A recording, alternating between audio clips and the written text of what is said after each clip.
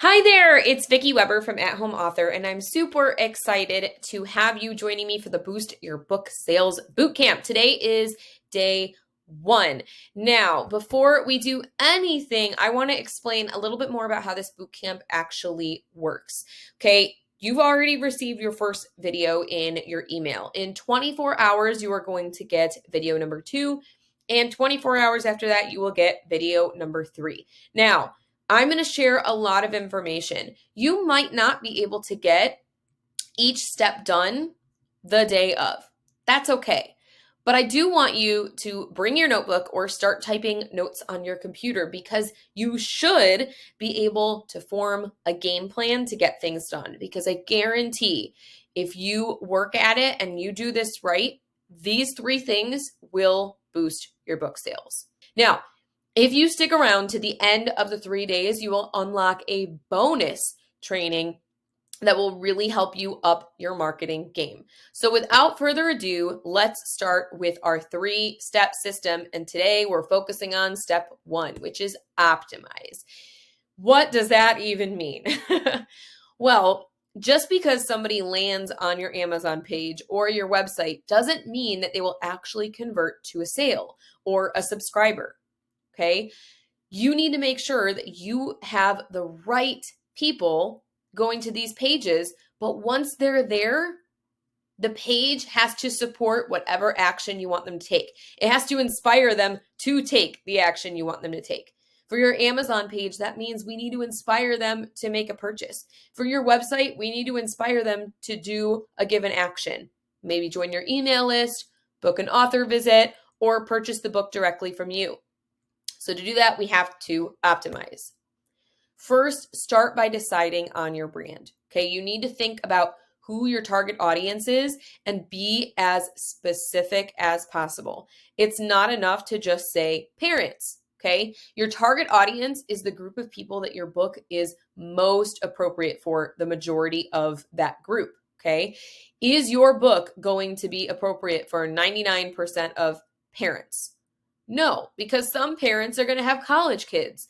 Some parents are going to have middle school kids. And if that's not who your book is for, that's not helpful. Okay. But it doesn't even just have to do with age. It also has to do with needs or interest level. So be specific when you're thinking about your target audience, and also recognize you might have multiple target audiences. Once you have that in mind, you'll want to use that information to pick 2 to 3 fonts to use on your website and in your social media content. And you'll also want to pick a color palette. Make sure that these things actually support who you want to attract. It's going to look very weird to someone if you are a children's book author and you attract them to your website and then they get there and your theme looks like it's for corporate business. Okay, they're not going to be able to know or pinpoint what feels weird about that, but they'll just know it feels weird, and then they're going to leave instead of taking whatever action you want them to do. So define your target audience, define your brand, pick those things, and then start creating content that supports that. Now, that does not mean to go on social media and use the same post over and over again with the text switched out. That's going to A, look weird, and B, people are going to see it in passing and assume they already saw your post. They're not going to realize that you changed out the text or something like that. Everything you create should be original and unique. It should just use these common elements to tie your brand together and have some brand recognition. Just like other businesses have brand recognition, you need to have that too. Okay?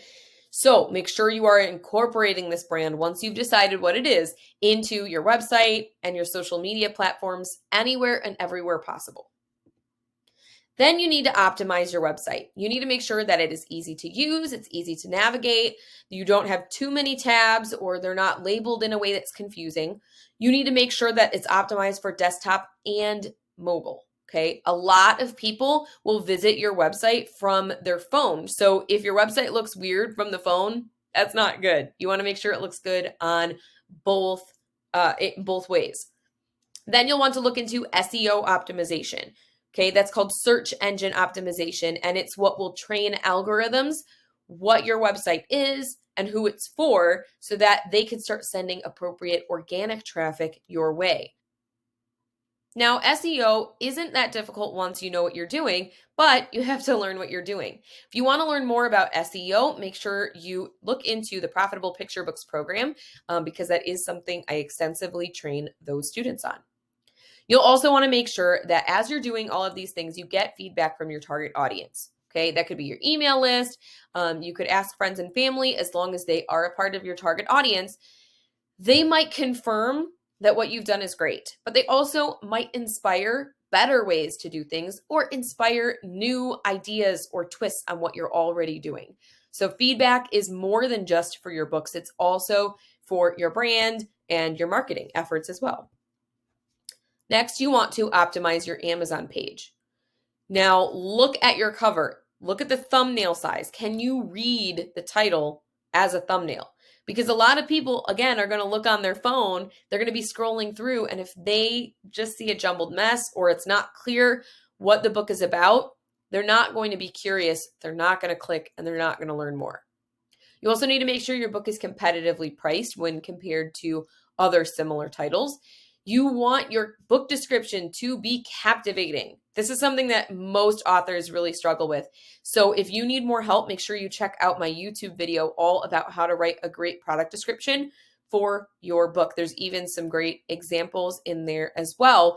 But if you want more ongoing feedback or a more extensive training on how that works, then you'll want to look into the Profitable Picture Books program because that program teaches you start to finish how, not just how to get your book published, but how to set it up to be marketed successfully from the moment you put the pen to the page. You'll also want to make sure your Amazon page has A+ content. If it does not, you'll want to add that. If it does have A+ content, what is it communicating? Is it speaking to the right people? Does it look professional enough? Does it use your brand colors and your fonts? Does it match your book? Is it inspiring curiosity? Is it making people add to cart button? Maybe, maybe not. You have to look into that and get feedback from your target audience. You'll also want to make sure you have 20 reviews or more. If you do not, work on it. We have a YouTube video that talks more about how to get more book reviews if that is something you are struggling with. And then this is a huge weak point, your book's metadata. If you have not researched your metadata, if you have not researched your KDP keywords, if you have not researched the categories that your book is in, please, please, please do that because that is what trains the Amazon algorithm what your book is about, which will impact what your organic traffic looks like. It will also affect things like Amazon advertising because again, the metadata components is what teaches the computer what type of product you have. So when it's trying to find similar titles or competitors, when it's trying to find people likely to purchase this, that's what it's using to make those determinations. So if you're not specific enough, or if you're using keywords that not many people are searching, or if you're in adult categories instead of children's book categories, you're going to confuse the algorithm and it's going to hinder your efforts instead of boosting them. Okay, so now what you're going to do, day one, absorb all of this, rewatch it if you need, and then start taking action. Start optimizing your Amazon page, start optimizing your website, and before you do all of that, make sure you decide on your brand. Okay, and I will see you in 24 hours for day 2 and step 2.